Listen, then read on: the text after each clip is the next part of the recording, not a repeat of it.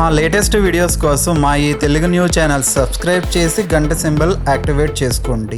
గురువారం రోజు పసుపుతో ఎవరికీ తెలియకుండా ఇలా చేసి చూడండి, చాలు. మీరు కోరుకున్న వ్యక్తులు మీ కాళ్ళ దగ్గరకు వస్తారు, తిరుగుండదు. మీరు ఇష్టపడిన వ్యక్తులు మీ వెనక తిరుగుతారు. మీరు ప్రేమించిన వ్యక్తులు కావచ్చు, భార్యాభర్తలు కావచ్చు, మీరు కోరుకున్న వ్యక్తులు కావచ్చు. ఇలా మీరు ఎవరిని తలుచుకుంటే వారు మీ సొంతమవుతారు. ప్రేమించిన వ్యక్తులు మన సొంతం కావాలని, మన వైపు ఉండాలని అందరూ రకరకాల పరిహారాలు చేస్తారు. కానీ అవి సిద్ధించక చాలా బాధపడిపోతూ ఉంటాం.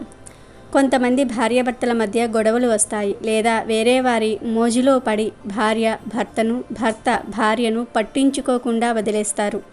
ప్రేమికుల మధ్య కూడా మూడవ మనిషి దూరి గొడవలు రావటము, ప్రేమికుల మధ్య విభేదాలు రావటము జరుగుతూ ఉంటాయి. ఇలా మీరు కోరుకున్న వ్యక్తులు మీకు దూరమైనప్పుడు వారిని మీ వశం చేసుకోవాలి అని అనుకుంటే, వారు మీ మాట వినేలాగా చేసుకోవాలి అని అనుకుంటే తప్పక పసుపుతో వశీకరణం చేసుకోవాలి. పసుపును శుభానికి, అశుభానికి రెండిటికి వాడుకోవచ్చు. పసుపుకు భారతీయ సాంప్రదాయానికి ఎనలేని సంబంధం ఉంది. శుభ సూచకంగా పసుపును చూస్తారు. మన తెలుగు వాళ్ళు గుమ్మానికి పసుపు రాస్తారు, కాళ్లకు పసుపు రాస్తారు, ముఖానికి కూడా పసుపు దట్టిస్తారు. అంతెందుకు, కూర ఏది వండినా సరే చిటికెడు పసుపు ఖచ్చితంగా వేయకుండా ఉండరు. వశీకరణలో కూడా పసుపును విపరీతంగా వాడుతారు. మరి ఇంతకీ పసుపుతో ఎలా వశీకరణం చేసుకోవాలి? మనకు నచ్చిన వ్యక్తిని మన మాట వినేలాగా ఎలా చేసుకోవాలి అనే విషయాన్ని ఇప్పుడు ఈ వీడియోలో వివరంగా తెలుసుకుందాము. అంతకన్నా ముందు గురువారానికి అధిపతి అయిన గురువు కొడుకు అయిన కచుడి కథను విందాం. క్షీరసాగర మథనమునకు పూర్వం జరిగిన కథ. దేవదానవులకు అమృత కలశం అప్పటికింకా లభించలేదు. దేవదానవ యుద్ధాలు అతి భీకరముగా జరిగేవి. ఇరు పక్షాలలో ఎందరో సైనికులు అసూలు బాసేవారు. ఇలా ఉండగా రాక్షసుల గురువైన శుక్రాచార్యుడు తీవ్ర తపస్సు చేసి మృత సంజీవిని విద్యను సంపాదించాడు. ఇంకేమున్నది, యుద్ధములలో చచ్చిన రాక్షసులను సంజీవిని విద్య ద్వారా బ్రతికించేవాడు శుక్రుడు. వాళ్ళు మళ్ళీ దేవతలపై పడి పోరు సాగించేవారు. దేవతలు ఎంత బలవంతులైనా ఇలా జరిగేసరికి వారి శక్తి క్షీణించసాగినది. మంచికి అపజయం కలుగుట చూడలేని దేవతా గురువు బృహస్పతుల వారు తన కుమారుడైన కచుడిని పిలిచి శుక్రుడికి శిష్యుడివై మృత సంజీవిని విద్య అభ్యసించి రమ్మని ఆదేశించాడు. అపభీతి లేని రాక్షసులతో వ్యవహారము తన కుమారుని ప్రాణాలకే అపాయమని తెలిసినా కూడా ధర్మ స్థాపనార్థం తన కుమారుడిని ఆ అసాధ్య కార్యము నిర్వర్తించుకొని రమ్మని పంపించినాడు బృహస్పతి. పిత్రాజ్ఞ పాలకుడైన కచుడు వెంటనే బయలుదేరి శుక్రాచార్యుని వద్దకు వెళ్ళి సాష్టాంగ ప్రణామము చేసి, గురుభ్యో నమః, స్వామి, నేను అంగీరస గోత్ర జాతకుడను, దేవగురువులైన బృహస్పతుల వారి తనయుడను, నన్ను కచుడని పిలుస్తారు, విద్యార్థినై నీ వద్దకు వచ్చాను అని ప్రార్థించాడు. కచుని వినయానికి సంతోషించి శుక్రుడు, నాయన, వినయ విధేతులే విద్యార్జునకు ప్రథమ సోపానాలు. ఈ వంటి అర్హుడిని శిష్యుడిగా స్వీకరించుట నాకు ఆనందదాయకము అని ఆశీర్వదించి తన శిష్య బృందంలో చేర్చుకున్నాడు. కచుడు రోజు సూర్యోదయానికి పూర్వమే లేచి కాలకృత్యాలు తీర్చుకొని తలిలోదకాలతో స్నానాది క్రియలు నిర్వహించి సంధ్యావందనాది అహర్నకాలు యథావిధిగా చేసేవాడు. తీవ్రమైన బ్రహ్మచర్య నిష్టను అవలంబిస్తూ ఎంతో ప్రీతితో గురుసేవ చేసేవాడు. భక్తి ఏకాగ్రతలతో వేదశాస్త్రాలు అభ్యసించేవాడు. శుక్రాచార్యునికి యవ్వని త్రిలోక సౌందర్యవతి అయిన దేవయాని అను పేరుగల కుమార్తె ఉండేది. ఆమె సౌందర్యం అద్వితీయం. పైగా ఆమె కచునిపై మనసు పడింది. కానీ కఠోర బ్రహ్మచర్య వ్రతుడైన కచుడు ఆమెను సరిగ్గా చూడను కూడా లేదు. కచుడు గురుపత్రి అయిన దేవయానిని సోదరిగా భావించేవాడు. కచుని వినయం, సంస్కారం, విద్యలపైనున్న కుతూహలం అతనిని శుక్రునికి ఎంతో ప్రియునిగా చేసినాయి.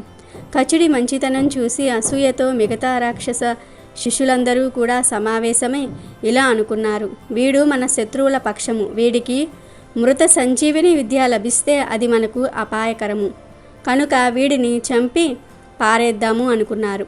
ఒకరోజు శుక్రుడి గోవులను కాచి అడవి నుంచి ఇంటికి తిరిగి వస్తున్న కచుడిని నిర్దాక్షిణ్యంగా చంపేశారు ఆ రాక్షసులు.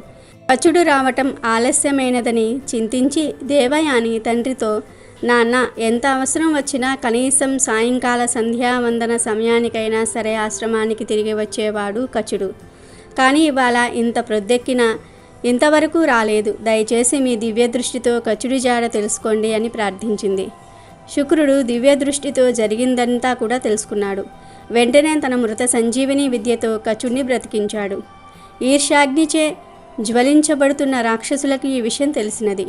మరునాడు మళ్ళీ కచుడిని సంహరించి దేహాన్ని కాల్చి బూడిద చేసి దాన్ని మదిరలో కలిపి వినయంగా శుక్రునికి ఇచ్చారు. శుక్రుడు ఆ మదిరను పానము చేసినాడు. కచుడు ఎంతకీ రాకపోయేసరికి దేవయాని మళ్ళీ తండ్రితో మొరపెట్టుకున్నది. శుక్రుడు దివ్య దృష్టితో జరిగినది తెలుసుకుని ఎంతో బాధపడి, ఈ రాక్షసులు చాలా కిరాతకులు, తెలియకుండా నేనెంత తప్పు చేశాను. ఈ మదిరాపానము చాలా ఘోరమైనది. దీని మత్తు ప్రభావము వలన నా వివేచన నశించినది అనుకుని ఇకపై ఎవరిచే ఇట్టి తప్పులు జరగకూడదని ఈ విధముగా కట్టడి చేసుకున్నాడు. అంత కొంచెమైనను మదిరాపానము చేయరాదు, అది మహాపాపము అని ధర్మ నియమం తెలియజెప్పి మళ్ళీ ఇలా అన్నాడు. కానీ తెలిసి చేసినా తెలియక చేసినా తప్పు తప్పే కదా. నేను చేసిన తప్పును సరిదిద్దుకొనేదను. మృత సంజీవిని విద్యను నా కడుపులో సూక్ష్మ రూపంలో ఉన్న కచునకు ఉపదేశిస్తాను. ఆపై అతనిని బ్రతికిస్తాను. కచుడు నా ఉదరము చీల్చుకు వచ్చి మృతుడనైన నన్ను బ్రతికిస్తాడు అన్నాడు. శుక్రుడు అలాగే చేశాడు. కచుడు శుక్ర గర్భం నుంచి బయటకు వస్తూనే గురువుగారిని బ్రతికించినాడు. ప్రణామము చేసి శుక్రుని వద్ద సెలవు తీసుకుని ఇంటికి బయలుదేరినాడు. అప్పుడు దేవయాని తన ప్రేమను వ్యక్తపరిచి తనను వివాహమాడమని నిర్బంధించింది. అంతటా కచుడు, సోదరి, నీవు నా గురు పుత్రికవు కావున నాకి చెల్లివి అవుతావు. నీకిలాంటి అధర్మ కోరిక కలగరాదు అని హితవు చెప్పాడు. నిరాకరించిన కచునిపై క్రోధిత అయిన దేవయాని కచుడిని ఇలా శపించినది. నన్ను హింసించిన ఫలముగా ఈ విద్య నీకు ఉపకరించదు పో అని శపించింది. దేవయాని అమాయకత్వాన్ని చూసి ఇలా సమాధానమిచ్చాడు కచుడు. చెల్లి, విద్య ఎన్నడూ నిరుపయోగం కాదమ్మా. ఈ విద్య నాకు ఉపకరించకపోతేనేమి, అర్హులైన పరులకు నేర్పి వారికి ఉపయోగపడతాను. సమాజ శ్రేయస్సుకే నా విద్య ఉపకరించుట కన్నా నాకేమి కావాలి అని చెప్పి ఆనందముగా తిరిగి వెళ్ళిపోయాడు కచుడు. వీడియోలోకి వస్తే చాలా రకాల వశీకరణ పద్ధతులు ప్రచారంలో ఉన్నాయి. చాలామంది బయట స్వామీజీలకు డబ్బులు ఇచ్చి వశీకరణం చేయించుకుంటూ ఉంటారు. కానీ అలా బయటవారితో చేయించుకుంటే పూర్తి ఫలితం రాదు. ఎప్పుడైనా సరే మీ చేతితో మీరు వశీకరణ చేస్తే 100% ఫలితాలు వస్తాయి. కాబట్టి మీరే మీ చేతులతో ఈ పసుపు వశీకరణాన్ని చేయండి. అసలు ఏం చేయాలి అంటే, గురువారం రోజు ఏదో ఒక సమయంలో ఎవరికీ తెలియకుండా రహస్యంగా చిటికెడు పసుపును తీసుకోండి. ఆ పసుపులో కొంచెం వాటర్ కలిపి పేస్ట్ లాగా చేయండి. తర్వాత ఆ పేస్టుతో ఒక తెల్ల కాగితం మీద మీరు ఎవరిని అయితే వశం చేసుకోవాలి అనుకుంటున్నారో వారి పేరును రాయండి. లావణ్య, సాయి, కుమారి, రాజు, రఘు, ఇలా మీరు ఎవరిని వశం చేసుకోవాలి అనుకుంటే వారి పేరును రాయండి. చేతితో రాయొచ్చు లేదా కర్ర పుల్లతో రాయొచ్చు, ఎలా రాసినా పర్వాలేదు. తర్వాత ఈ పేరు రాసిన పేపర్ను మీ చేతిలో పట్టుకొని ఎవ్వరికీ కనబడని చోట నిలబడి మీ మనసులో కోరికను చెప్పుకోండి. అంటే ఆ వ్యక్తి మీ మాట వినాలని, మీ వశం అవ్వాలని సంకల్పం చెప్పుకోండి. తర్వాత చిన్న ప్లేట్ను మీ అరచేతిలో పెట్టుకొని ఆ ప్లేట్లో ఈ పేపర్ను పెట్టి కాల్చివేయండి. అంతే. ఇలా ఈ చిన్న ప్రక్రియ చేస్తే చాలు, మీరు కోరుకున్న వ్యక్తులు మీ వశమైపోతారు. మీ మధ్యన ఉండే మనస్పర్ధలు, గొడవలు క్లియర్ అయిపోతాయి. ఇక వారు మీకు కట్టుబడి ఉంటారు, మీ కాళ్ళ దగ్గర ఉంటారు. కనుక మీరు కూడా గురువారం రోజు ఈ పసుపు వశీకరణాన్ని చేసి కోరుకున్న వ్యక్తులను సొంతం చేసుకోండి. ప్రస్తుతం ఈ కలియుగంలో భూమిపై అధికారం చెలాయిస్తున్నది కేవలం డబ్బు మాత్రమే. మరి ఆ ధనం మన దగ్గర ఉండి ధనవంతులుగా జీవించాలంటే సర్వ సంపదలకు ఆదిదేవత అయిన శ్రీ మహాలక్ష్మీదేవి అనుగ్రహం ఉండి తీరాల్సిందే. అందుకోసం గురువారం ఉదయం నిద్రలేచిన తర్వాత మీ వంటగదిలో ఒక పని చేస్తే చాలు, లక్ష్మీదేవి అనుగ్రహం మీకు పరిపూర్ణంగా లభిస్తుందని పెద్దలు అంటూ ఉన్నారు. లక్ష్మీ అనుగ్రహం లభించటమే కాదు, దారిద్ర్య బాధల నుండి విముక్తి పొందుతారు. కుటుంబంలో సుఖ సంతోషాలు వెల్లివిరుస్తాయి. ప్రపంచం మొత్తం పంచభూతాలతో నిండి ఉంది. నింగి, నేల, గాలి, నీరు, నిప్పు ఈ ప్రపంచ భూతాలు ఒక్కటిగా కలిస్తేనే విశ్వం ఏర్పడుతుంది.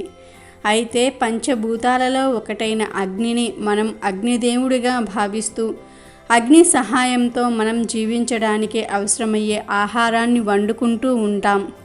అగ్ని అనేది ఎంతో పవిత్రమైనది. తన యొక్క పవిత్రతను నిరూపించుకోవడానికి జగన్మాత సీతాదేవి అగ్ని ప్రవేశం చేసి లోకానికి తన పవిత్రతను సాటి చెప్పింది. అంతటి పవిత్రమైన విషయంలో ఆడవారు కొన్ని పొరపాట్లు చేస్తూ ఉన్నారు. అదే వారి యొక్క దారిద్ర్యానికి కారణమవుతుంది. ముఖ్యంగా గురువారం ఉదయం నిద్రలేవగానే స్నానం చేయకుండా గ్యాస్పై వెలిగించటం మహాపాపం. పవిత్రతకు ప్రత్యక్ష దైవంగా పిలువబడే అగ్నిదేవుణ్ణి అపవిత్రంగా ఉండి ముట్టించరాదు. స్నానం చేయకుండా, వంటగదిని శుభ్రం చేయకుండా ఎవరైతే గురువారం పూట పొయ్యిని వెలిగిస్తారో వారి ఇంట్లో లక్ష్మీదేవి అస్సలు అడుగు కూడా పెట్టదు. అగ్నిదేవుని ఆగ్రహానికి గురి కావాల్సి వస్తుంది. కాబట్టి ప్రతి ఒక్కరూ కూడా గురువారం ఉదయాన్నే స్నానం చేసి లేదా బ్రష్ చేసి కాళ్ళు చేతులు ముఖం కడుక్కుని గ్యాస్ పొయ్యిని శుభ్రపరిచిన తర్వాత మాత్రమే స్టవ్ని వెలిగించండి. స్టవ్ని వెలిగించే ముందు అగ్నిదేవుణ్ణి మనసులో తలుచుకుని మొదటగా స్టవ్పై పాలు పెట్టి కాచుకోవాలి. గురువారం రోజు ఏ ఇంట్లోని ఆడవారు వంటగది విషయంలో ఈ నియమాలను పాటిస్తారో ఆ ఇంట్లో లక్ష్మీదేవి తిష్ట వేసుకుని కూర్చుంటుంది. అగ్నిదేవుడి యొక్క అనుగ్రహం కూడా ఆ కుటుంబంపై ఎప్పుడూ ఉంటుంది. కనుక లక్ష్మీవారమైన గురువారం వంటగది విషయంలో ఈ నియమాలను పాటించి లక్ష్మీదేవి అనుగ్రహాన్ని పొందండి. అమెజాన్లో బెస్ట్ డిస్కౌంట్స్ కోసం వీడియో డిస్క్రిప్షన్లో లింకు ఉంది, చూడండి. అలాగే మా టెలిగ్రామ్ ఛానల్ సబ్స్క్రైబ్ చేసుకోండి.